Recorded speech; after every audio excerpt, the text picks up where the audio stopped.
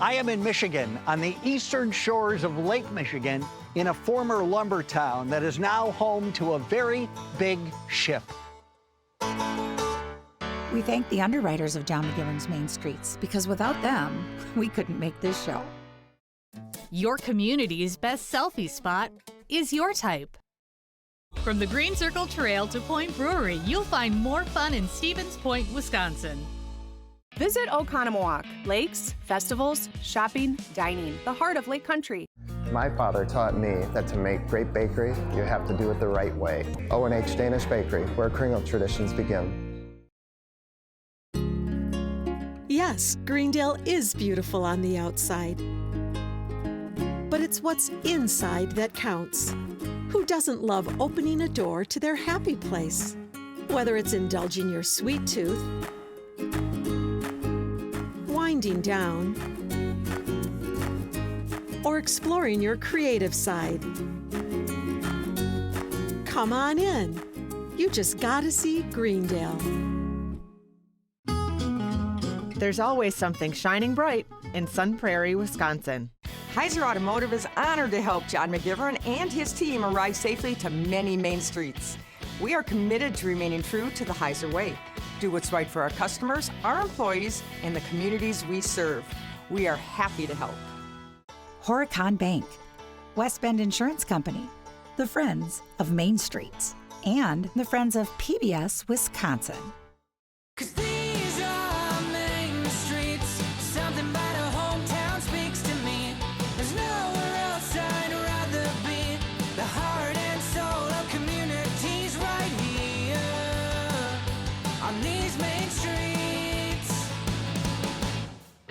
I am in Waterfront Park in Ludington, Michigan. In the 1850s, settlers came to start lumber mills. And the interesting thing, once the lumber was all gone, the lumber barons stuck around.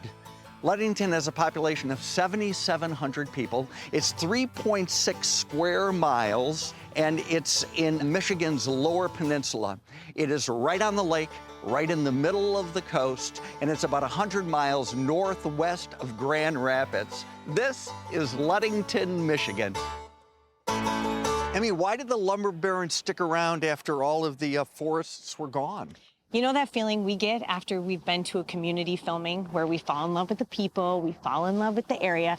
That's exactly the feeling the lumber barons had. So they decided, let's bring in some electricity and some telephones and some transit and make a go of this. And no one did more for this community than James Ludington. And his story, he came to this area because he was going to run a mill that he had acquired through a defaulted loan. And he just kept adding more bridges, more roads. He just did so much for this community that they renamed it after him. He built this city, not on rock and roll. Nope. On woods and water. On woods and water. So I get the woods because they were lumber barons, but like, where does the water fit in? By 1950, this was the busiest car ferry port in the entire world. And when you say car ferry, you're talking about that big girl right there. Oh, her, yeah. The SS Badger, one of only 2 Lake Michigan car ferries still in operation today. 600 people can go on her, 180 vehicles, and it's how we got over here. We could either do this or we could drive from Milwaukee around Chicago and then up to Ludington. But come on. And I it's mean, a beautiful day for sailing. You can sunbathe. Look at these. We got Chase lounges. I gotta go because I'm calling bingo in a minute. My name is Michael. I'm gonna be calling bingo today. Also today, we have John McGivern's Main Street. You guys know him? Yeah. And you still came. Okay, you ready? Let's go. Here we go. I-21. No, ma'am, you don't have bingo. What the? I-22. I almost said 122. I told you earlier, this is hard. G54. You know, John's always going to special places. He's not the only one today. This room right here is the most important room on the ship. thank you so much for letting us up here. What do you love most about this job? The view? The view out of my office is absolutely spectacular, as you see. I love interacting with our passengers, with the people. Everybody's having a good time, and it's just a great experience to walk around and talk to people and see where they're from and what they're doing. Are there any more of these in the Great Lakes? Are there any more of these anywhere? No, this is the only one. This is the only one that goes across the lake and that's steam powered, and it's 71 years old. It's really cool. It's really cool. And I bet you have guests from all over the world who want to experience this. We do. It's been millions of people. Yeah. And a lot of the people remember our communities, Manitowoc and Ludington, by the experience they had aboard the Badger. And it's just such a big component of the lifestyle of the two kind of small communities. I don't think you can overstate that. We think we have a really unique vessel here, and we love to share it with others. That's how we welcome everybody to Ludington. It's with our lighthouse. So, Emmy, if I ever retire, guess what I'm going to do? What? I'm calling Bingo and the Badger for the rest of my life. Did you know that the SS Badger has a sister ship, the SS Spartan? The Spartan was decommissioned in 1979, and now it's used mostly for parts for the SS Badger. I have a question. How did the Badger and Spartan get their names? Hey, I have the answer. I knew you would. Stay right here. Here she is. It might be the easiest trivia question we've asked you all season, but the ships got their name because they are two of the mascots from the states. Sure. You know, Michigan State Spartans Right. and the Wisconsin Badgers. But I'd just like to point out that it's the Badger that is still running. Go Wisconsin! It's always fun to come to a place that has a status of being iconic. How did this all happen? In 1948, my grandfather ran, the small ice cream parlor then that had a jukebox in the corner. And it was a really good life. And then I came around in 1960, and at that point, my dad and my grandfather had gone to exclusively producing ice cream. But now it's full service everything. Yeah, we do breakfast, lunch, and dinner. Is ice cream still made here? It is, yep. My dad used to say that my grandpa made 100,000 gallons of ice cream in a year, and my dad said I made 100,000 gallons of ice cream in a day. We make somewhere between about 28 million and 30 million gallons a year. But the fourth generation is here. My son-in-law is our GM. My grandson, Everett, loves to work with me, so. Right. And a really popular place in town. There's lines, so I guess that means that we're popular. Andrew, what do we got? What are you going with first? Right now, I am just making one of our Super Pigs dinners. Super Pigs? Yep. What's that? That is our Armorado Cherry Moose Tracks. Oh, that looks good. Coconut Joy. Pistachio here. Do some Michigan pothole. Beyond chocolate. Super Mix. There was a lemon something as well. Lemon cheesecake. Blue Moon, right? Blue Moon. Oh, it is? Yep. Blue Moon is a Midwestern United States flavor. And flavor-wise, what is it? It's nobody knows. Whip it, Andrew. Flavor-wise, Yes. is it different every season? So we run typically 42 flavors of ice cream in a summer season. In the winter, we're about 36 flavors. We change it up, which is a big deal to people. For the most part, I want to have them find what they're looking for. Yeah, Because if I take a flavor off, they're mad. Don't be crabby, you'll have to leave, right? Here's my Ludington tip, Jamesport Brewing Company. Back in the late 1800s, this building housed Johnson Brothers Saloon. Then for the next 100 years plus, it was a variety of different businesses. But it's back to its beer roots 110 years later. This is their flagship beer, the Blueberry Wheat. Okay, I'll drink it.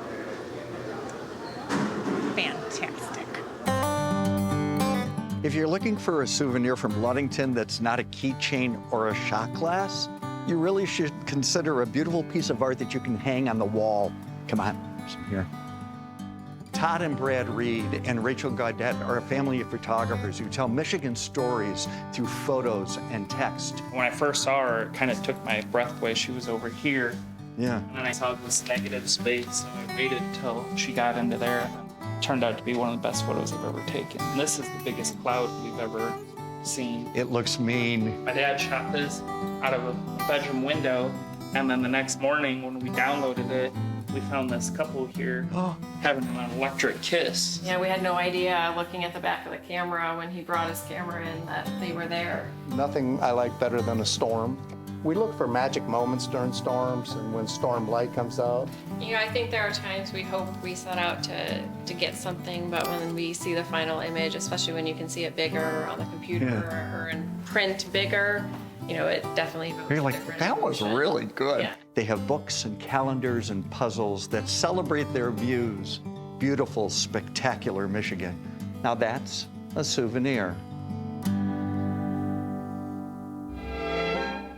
We are outside the Cartier Mansion. It's a bed and breakfast, and this is your house and your business. And you do a really good job. Detail is really what you guys are best at. Tell me the history. All right, absolutely. Built in 1905 by Warren Cartier and his wife, Kate. Warren was an entrepreneur, a civil engineer, and wanted to come back to Ludington and make this his forever home. Built the house in 18 months. Oh. $100,000. $100,000? $100,000. I know, it's what you get for $100,000. Come on! And he built it across street from his parents. And did he want to outdo his dad a bit? Well, of course, he had to make himself look a little bit better than Dad, and he did. So when you bought the mansion, was the Ludington house part of that as well? There were actually other owners next door running the Ludington house, and they were looking to retire. So they had reached out to us one day and asked if we were interested, and we said absolutely. It's a really good fit. Two slightly different types of properties, one a little bit more traditional, and then of course the modern mansion, and then the carriage house. So you have, you know, a little bit of a different feel and price point depending on what people are looking for. Here's the stable. What did Cartier do? His father was the lumber baron. Warren was more of an entrepreneur. One of my favorite stories with the Cartier family was they brought the bank into Ludington, and during the Depression personally stood behind the deposits so that people had the confidence to keep going. It's like It's a Wonderful Life. Yeah, Absolutely, pretty cool, right? Yeah. We're off to the King Suite. I want to move in here. Did you do the design? Some of it we did, some of it was designed this way when we bought it. The balcony was not part of the original design initially, and as Warren was planning, his father strongly encouraged him to build a balcony off of his bedroom because his father envisioned this to be the next governor's mansion. Because he thought his kid was going to be the governor? He did. Wow. It's a lot of pressure. That was all I was going to say. Dad, give me a break. Now, I want to go to the bathroom because there's something in there that has to be seen. First of all, of course, original, yes? Oh, yes. Original. Yes. This is a foot bath. This is the piece that needs to be explored. This is a wolf needle shower. Does water come out of all Hundreds of of these? holes. The top, the sides, the ribs. And if you want to get the full experience, Yes. the bidet down below. The bidet is right there. We'll finish it off for you. So, and the instructions said under no circumstance was us women allowed to use it. We were way too frail to handle the needle shower. So what's the first thing I did when I bought the property? Give me that thing. Give me that thing. Usually at breakfast the following morning, my first question is, tell me about the needle shower. And they have so much fun talking about their experience. Right. So, I have a question. Did you shower? Yeah. There are a lot of hidden gems in Ludington and Mason County that visitors miss. So what they've done is they've organized all of those locations in what they call history trails. They celebrate the history of music and maritime and barn quilts, and my favorite, sculptures. With an attitude like that, you're never going to make it to the majors. Hey, Gramps, I think that one's big enough to keep. What you need to do to get the full story is to call a number. There are many ways to commemorate the heritage of lumbering in an art form. An artist, Robert Dewey. Welcome to FloraCraft. We Thank really you so appreciate much. Everybody knows this product. Yeah, so FloraCraft's been here for 78 years. We're just celebrating our 78th anniversary. Happy anniversary. Thank you. 78 years. 78 years. Wow. And the company really started out as a company that collected and dried oak leaves and then sold them to local florists. And we've really evolved into a company that makes and fabricates a wide variety of foams for the floral and craft industries. Our products can be found in over 20,000 retail locations nationwide. Yeah. So you've probably seen our products before. All these products are either made or made and fabricated here in Ludington. And the company started here as well. Yes. We have 240 people here in Ludington that work here. Our campus is on about 16 acres. It's kind of massive. Yeah, because we have 450,000 square feet. Wow. We have a bunch of employees that have been here for 20, 30 years. It's And has the process changed at all? A lot.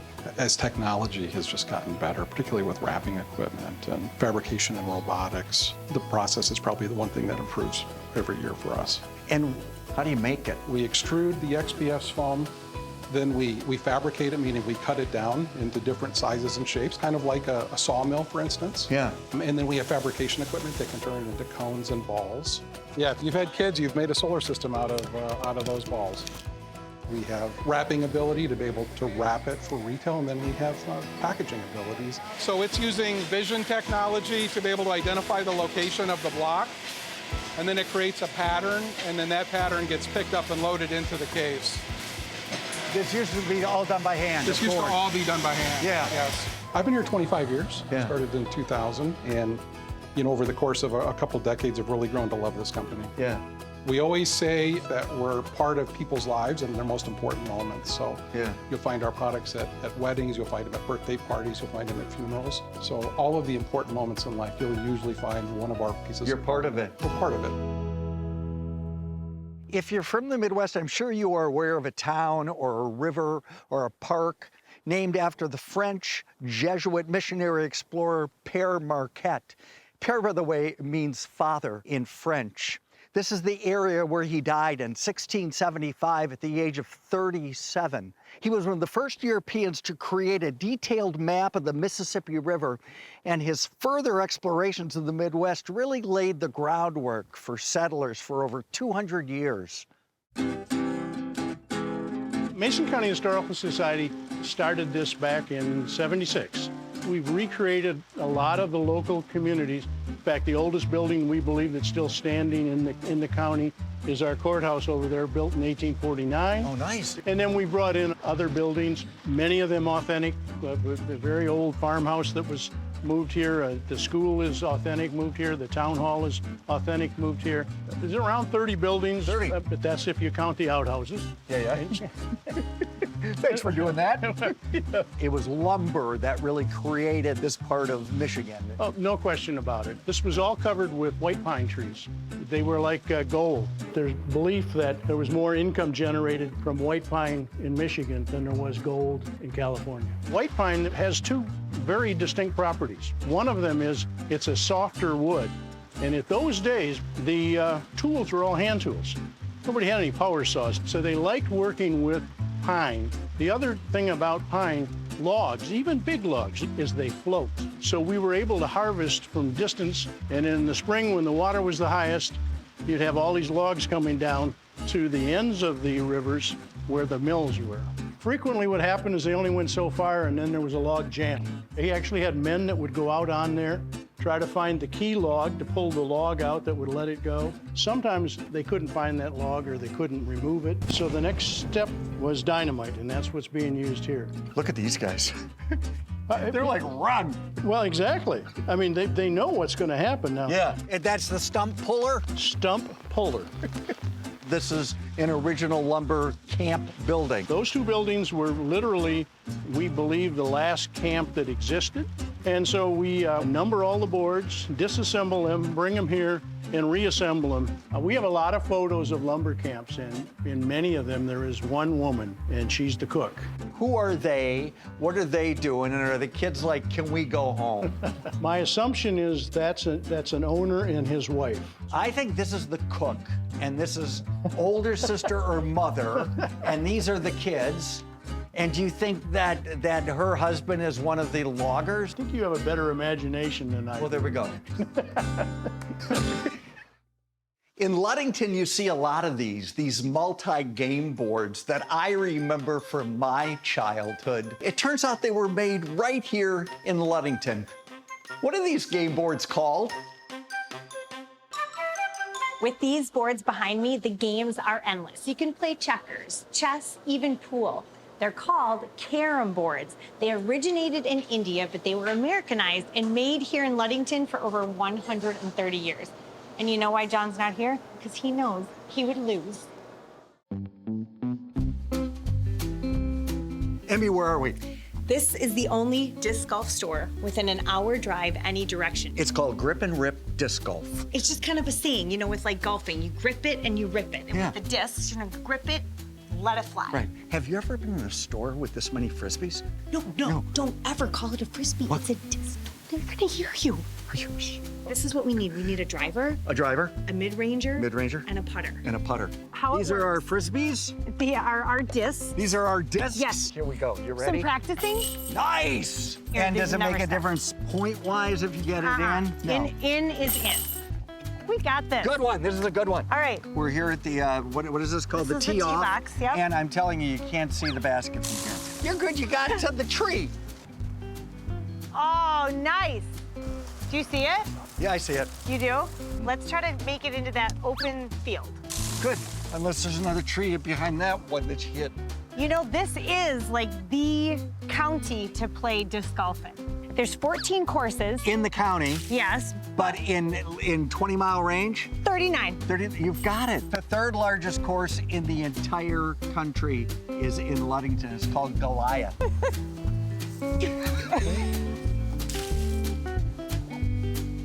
Oh, there we go. Oh, yeah. I'm about a half mile this way.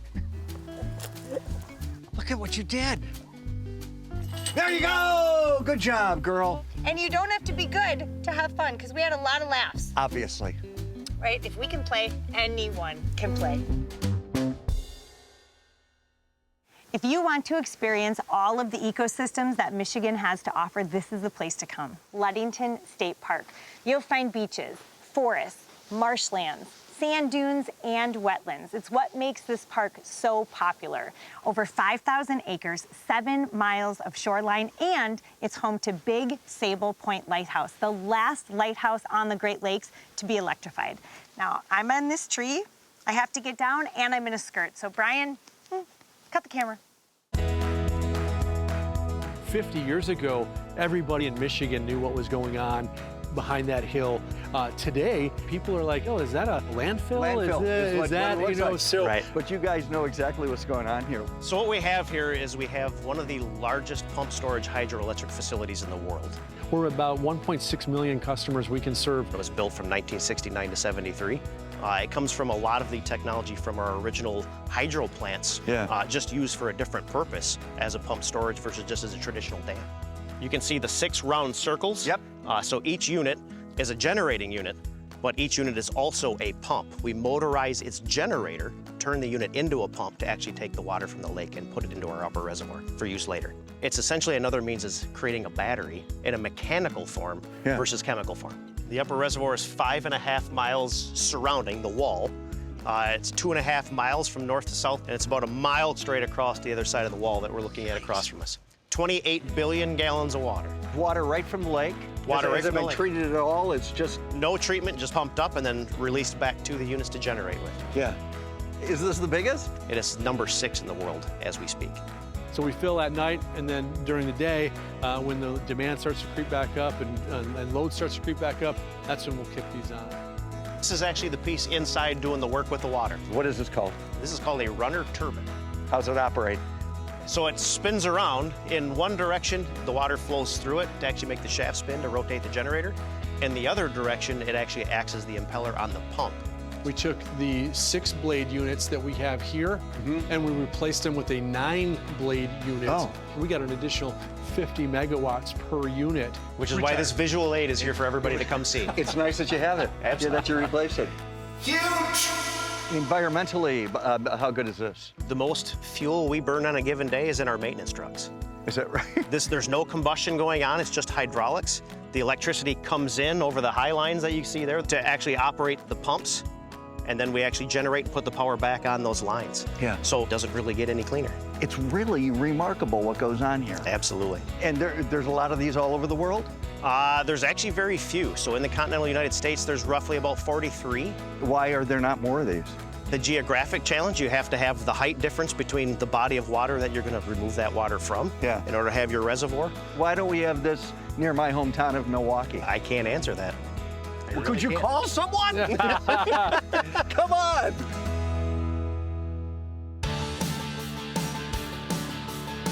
Emmy, what did you think of this town that was built on woods and water? I would totally come again. So what are people waiting for? Well, that's not so good. I didn't write it. It lands. There's nowhere else I'd rather be. The heart and soul of communities right here. Take a look at that. If we miss it, we're done. We are breaking up. Take a bow. The lady's done for the day. You're like All the right. Billie G. King of disc golf. I wish I knew who he was. Ready? She's... Maybe this is a good spot to stop.